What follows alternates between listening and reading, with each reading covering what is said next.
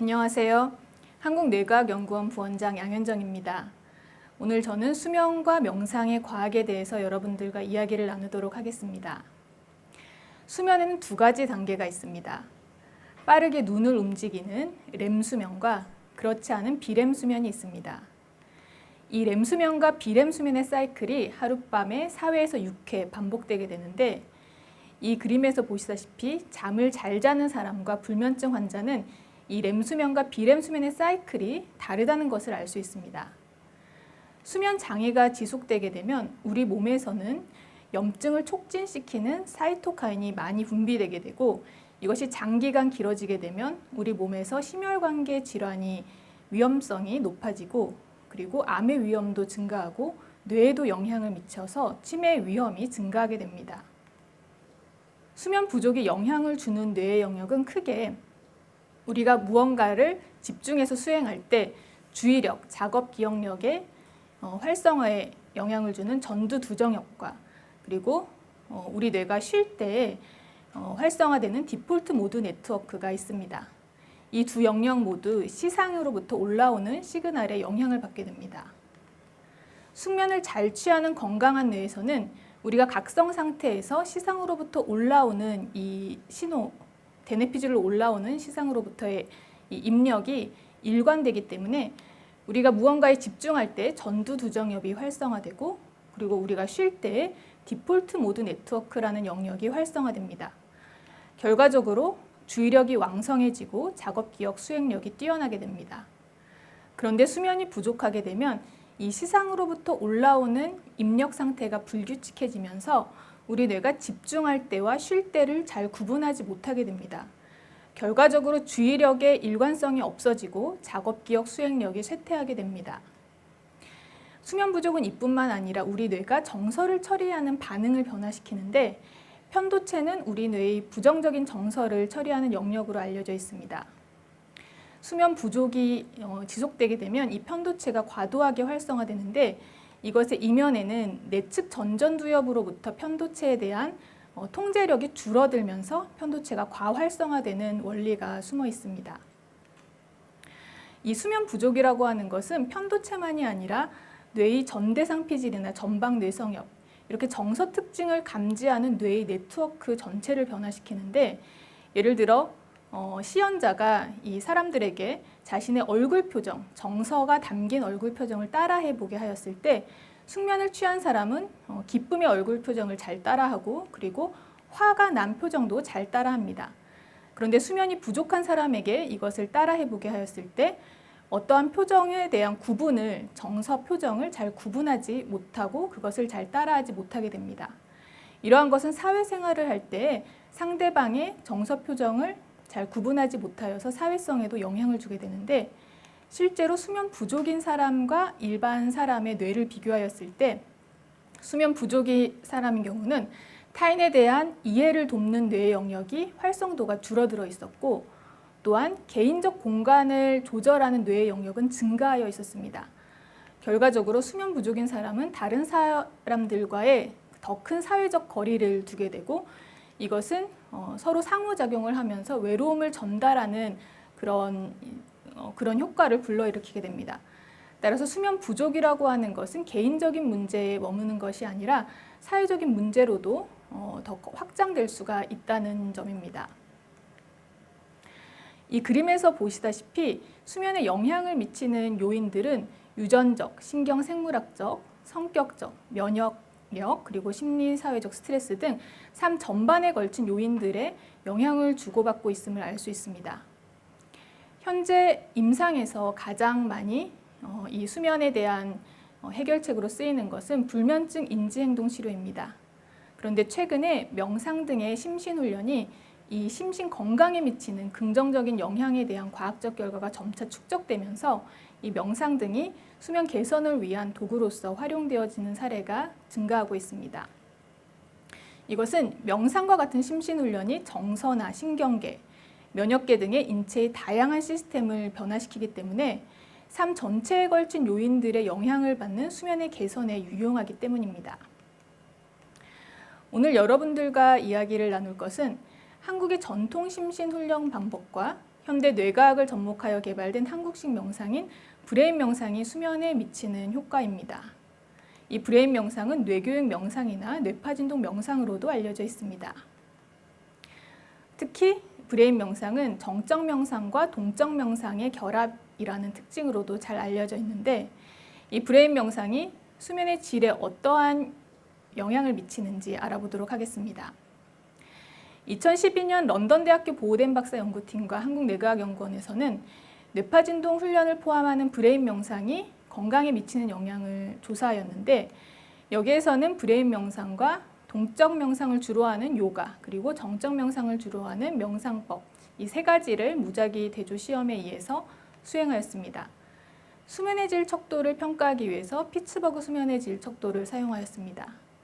이 결과에서 브레인 명상을 꾸준히 수행한 그룹에서는 타 그룹에 비해서 입면 시간, 잠들 때까지 걸리는 시간과 그리고 낮 시간 기능 장애가 통계적으로 의미 있게 긍정적으로 개선되었다는 점을 알 수 있었습니다. 연구자들은 이 브레인 명상 중에서 특히 뇌파진동 훈련이 이 수면에 어떤 효과가 있는지 더 자세하게 알아보기 위해서 2년 뒤인 2014년에 뇌파진동 훈련에 대해서 추가 연구를 진행하였습니다. 이 연구에서는 한 그룹에서는 뇌파진동 훈련을 포함하는 브레인 명상을 시행하였고, 다른 그룹에서는 뇌파진동 훈련 대신에 고정된 자세를 유지하게 하고 앉아서 긍정적인 생각에 집중하는 집중 명상을 하도록 하였습니다.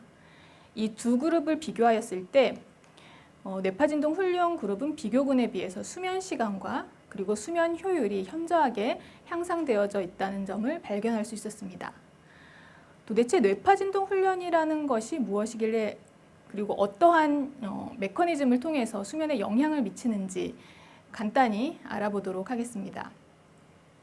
뇌파진동 명상은 복부를 두드리는 이러한 특징적인 요소를 가지고 있는데, 이 복부에는 우리 장기가 많이 있습니다. 그런데 이 장기는 미주신경에 의해서 뇌관과 연결되어 있는데, 이 미주신경이라고 하는 것은 우리 몸의 대표적인 부교감 신경으로 이것이 활성화되면 정서 안정의 효과를 볼 수 있습니다.